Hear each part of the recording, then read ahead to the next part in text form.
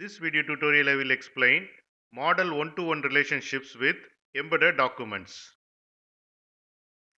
Embedding connected data in a single document can reduce number of read operations required to obtain the data. In case of embedded document, in a single read operation, we can get all the required information. Here you can see person document. It will be in person collection and it has underscore ID, which is the primary key, and also it has a name. And here you can see address document. It will be in address collection and it has underscore ID, which is the primary key. And it has street, city, state and zip. And also it has person underscore ID and it referred to person document primary key.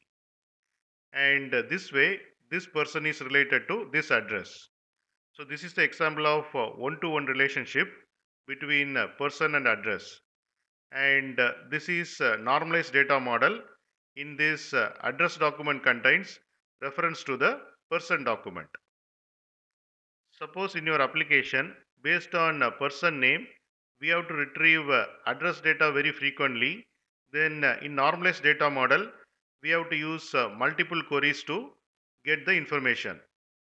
For example, in this case, first based on name we have to get the person document, and from this we have to get this ID, and based on this ID we have to query address collection and get the corresponding address document.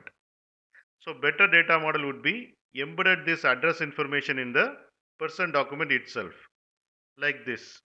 And this is the example of embedded document, and here you can see person document and it has person name and address information also embedded in the person document.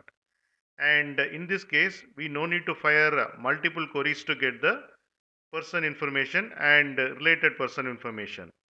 We have to use a single query to get person details and related address details. The potential problem with embedded document pattern is that it can lead to large documents, and that large documents can contain fields that application does not need. The unnecessary data can cause extra load on your server and slow down read operations. And instead of using embedded document pattern, we can use subset pattern to retrieve a subset of data which is accessed the most frequently in a single database call. Here we will discuss when to use subset pattern. Here you can see movie document and it is in movie collection, and it has a lot of fields and corresponding values. And suppose in our application from this movie document we are planning to show only basic information of the movie like title, year, runtime, released, type, directors, countries and genres, and remaining information we are not planning to show.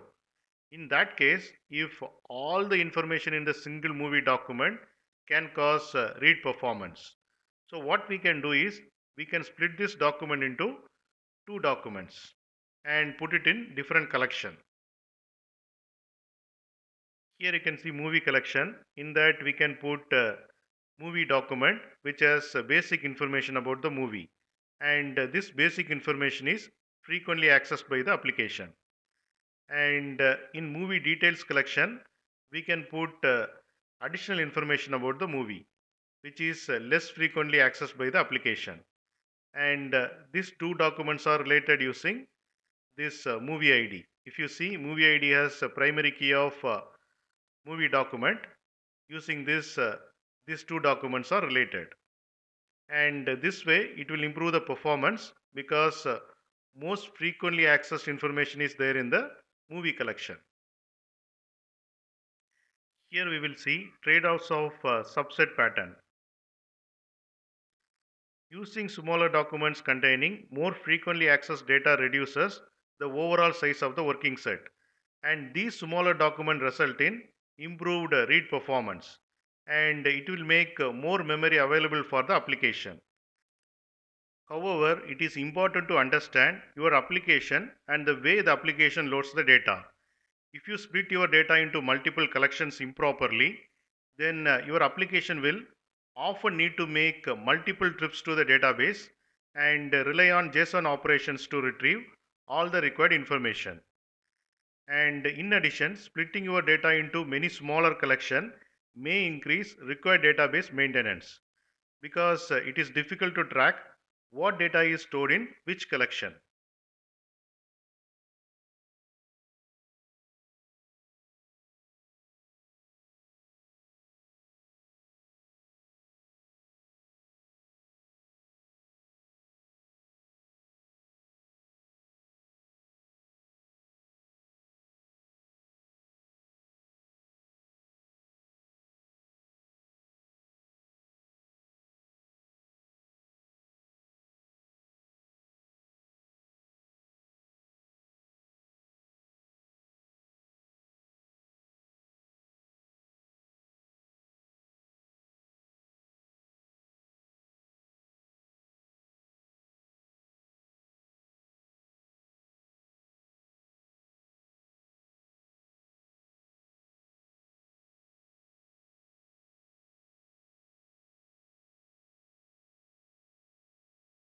You can get Java source code link from the description of the video. In mobile, to see the description, click on this icon. It will expand like this, and here you can see the description. It contains Java source code links. Click on these links to get the Java source code.